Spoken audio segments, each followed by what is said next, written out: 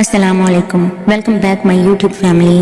ہم آج اپنی اس ویڈیو میں مردہ عورت سے زنا کرنے والے شخص کے واقعے پر بات کر رہے ہیں۔ آج کی ہماری یہ ویڈیو بہت انٹرسٹنگ ہونے والی ہے۔ آپ سے گزارش ہے کہ ویڈیو کو اینڈ تک لازمی دیکھیے گا۔ شروع کرتے ہیں آج کی اہم ویڈیو۔ امام ظاہری رحمۃ اللہ علیہ سے نقل ہے کہ حضرت عمر رضی اللہ تعالیٰ عنہ روتے ہوئے حضور نبی کریم صلی اللہ علیہ وآلہ وسلم کی خدمت میں حاضر ہوئے۔ نبی کریم صلی اللہ علیہ وآلہ وسلم نے آپ سے رونے کی وجہ پوچھی تو حضرت عمر رضی اللہ تعالیٰ عنہ نے عرض کیا کہ یا رسول اللہ صلی اللہ علیہ وآلہ وسلم، میں آپ کی طرف آ رہا تھا تو دروازے پر ایک نوجوان رو رہا ہے جس نے میرا دل جلا دیا ہے۔ میرے رونے کی وجہ وہی ہے۔ فرمایا عمر، اسے اندر لے آؤ۔ وہ نوجوان روتا ہوا آپ صلی اللہ علیہ وآلہ وسلم کی خدمت میں حاضر ہوا۔ نبی کریم صلی اللہ علیہ وآلہ وسلم نے اس لڑکے سے رونے کی وجہ پوچھی تو وہ کہنے لگا کہ یا رسول اللہ صلی اللہ علیہ وآلہ وسلم، میں اپنے گناہ کی وجہ سے رو رہا ہوں۔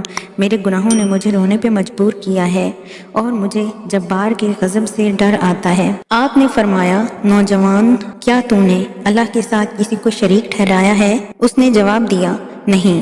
نبی کریم صلی اللہ علیہ وآلہ وسلم نے پھر پوچھا، کیا تو نے کسی انسان کو ناحق قتل کیا ہے؟ نوجوان نے جواب دیا، نہیں۔ نبی کریم صلی اللہ علیہ وآلہ وسلم نے پھر ارشاد فرمایا کہ اللہ تعالیٰ تیرے گناہوں کو معاف کر دے گا، اگرچہ 7 آسمانوں، 7 زمینوں اور تمام پہاڑوں کے برابر تمہارے گناہ کیوں نہ ہوں۔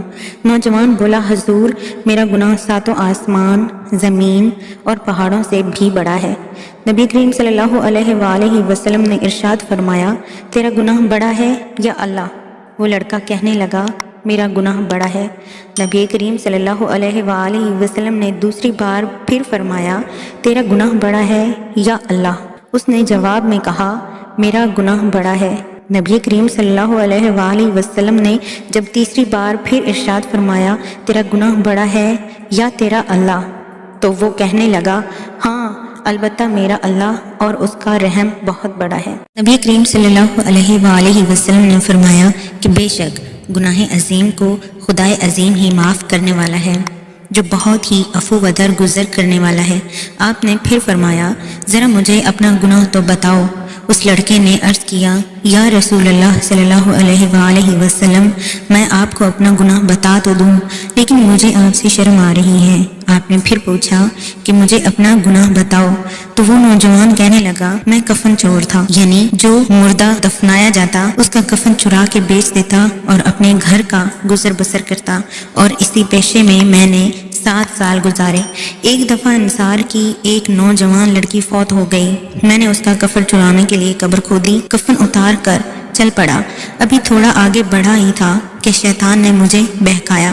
شیطان مجھ پر غالب آ گیا اور میں واپس لوٹ کر اس لڑکی سے مجامت کرنے لگا۔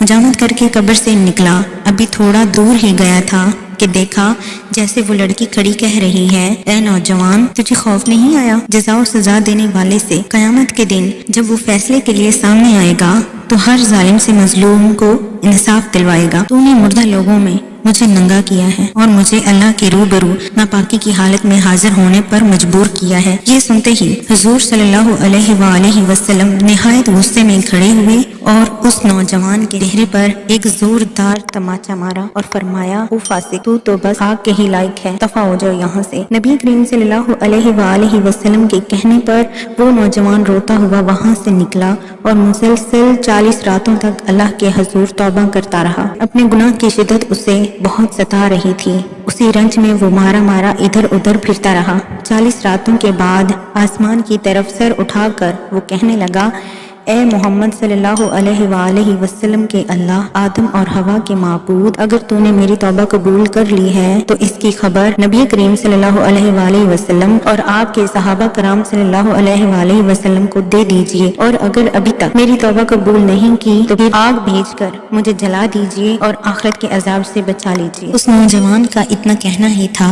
کہ اللہ تعالیٰ کی طرف سے جبرائیل علیہ السلام نبی کریم صلی اللہ علیہ وآلہ وسلم کی خدمت میں پیش ہوئے۔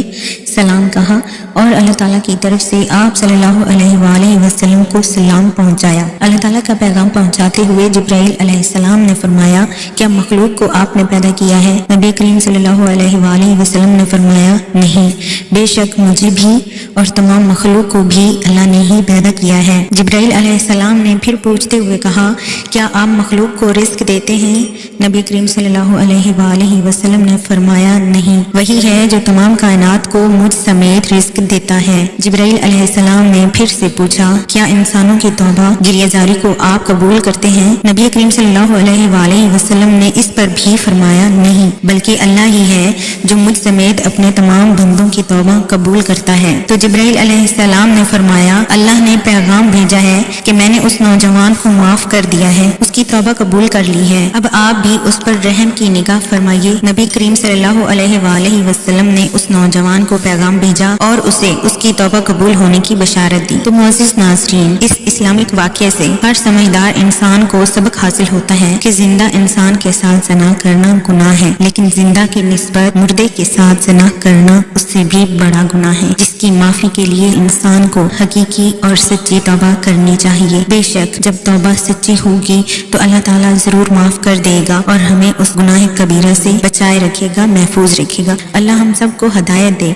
हमारा हामी और नासिर हो और अपने प्यारे पैगंबर नबी करीम सल्लल्लाहु अलैहि वसल्लम के नक्शे कदम पर चलाए, आमीन। मुअज़्ज़िज़ नाज़रीन, हम बहुत मेहनत से ये वीडियो बनाते हैं, जाते जाते वीडियो को लाइक और चैनल को सब्सक्राइब जरूर कीजिएगा, इससे हमारी हौसला अफजाई होती है और आपकी तरफ से ये हमारे लिए छोटा सा गिफ्ट होता है। तो मिलेंगे हम किसी और सबक आमूज वीडियो या फिर वज़ाइफ की वीडियो में, तब तक के लिए अल्लाह हाफिज।